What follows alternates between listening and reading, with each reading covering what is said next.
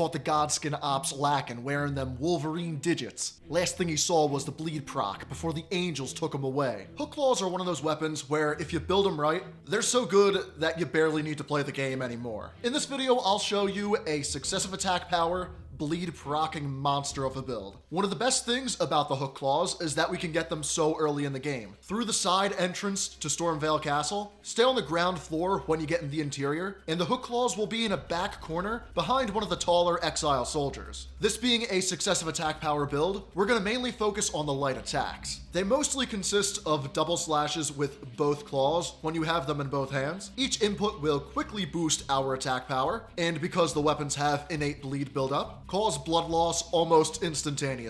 Most of the build was light attack focused, but there were a few instances where I used the heavy attacks, mostly to get a nice stun on the enemy. I did not use the Ash of War for this build at all. I slapped on Bloodhound Step so I can get a Keen infusion. Now there are 3 infusions you could debate over. Other than Keen, you can do Blood or Occult. With the latter two, you can get more bleed buildup per hit, but not every enemy will bleed, and if we stick to a Keen infusion, we can put greases on our weapon, such as the Freezing Grease, which will proc Frostbite, giving us a burst of damage and lower damage negation in the enemy. I used 2 spells for this build, Golden Vow and Howl of Shabriri. Golden Vow is old reliable, 15% boost to attack, 10% damage negation boost. Howl of Shabriri will decrease our damage negation considerably, but gives us a greater boost than Flame Grant Me Strength. If you want to run a more defensive build, run Flame Grant Me Strength instead. This run, I wanted to go all out Glass Cannon. For our playstyle, you want to start out with our 2 spells,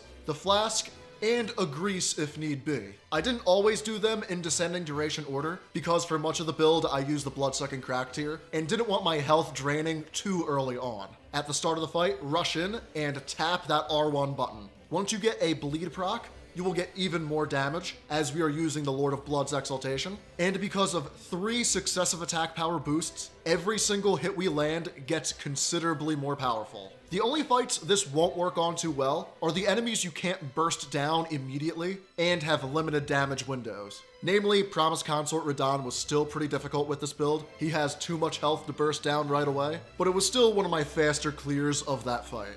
If you're fighting someone like Moog, who's much less mobile, you don't even need the Shrouding tier for his fight. Go in there with your normal build, and you won't even have to deal with Phase 2. For this week, I want to ask you, what is the highest DPS build you've ever used? For me, it is certainly something in this vein. The Hookclaws are up there, but I think the Falx and the Claws of Night may have been a bit better for me.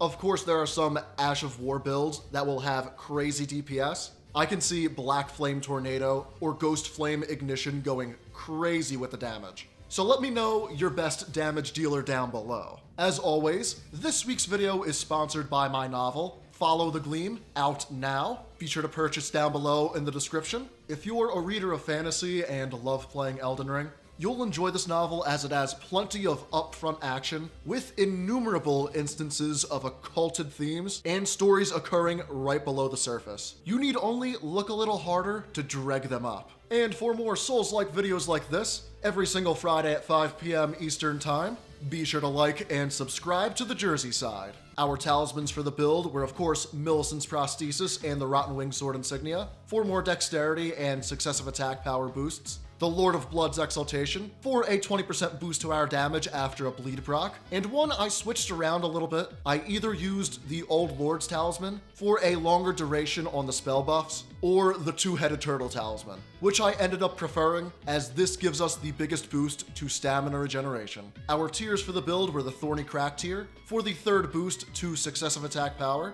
and the Bloodsucking Crack tier or the Opaline Hard tier, for 20% more damage with health drain, or 15% more damage negation. Armor pieces you should look into include Rakshasas, for an overall damage boost, and the White Mask, for a boost to attack power after a bleed proc. Our stats at RL170 are 60 Vigor, so we can tank at least 1 hit without dying, 21 Mind for the incantations, 30 Endurance, 75 Dexterity, which will be boosted up to 80 with Millicent's Prosthesis, and 33 Faith to use the Howl. The Hookclaws were one of the best DPS weapons I've ever used. If you want a really easy start to the game, and don't care about bleed procking everything to get your victory, do give the Hookclaws a try. It makes some fights so easy that I think our birds would be able to beat them.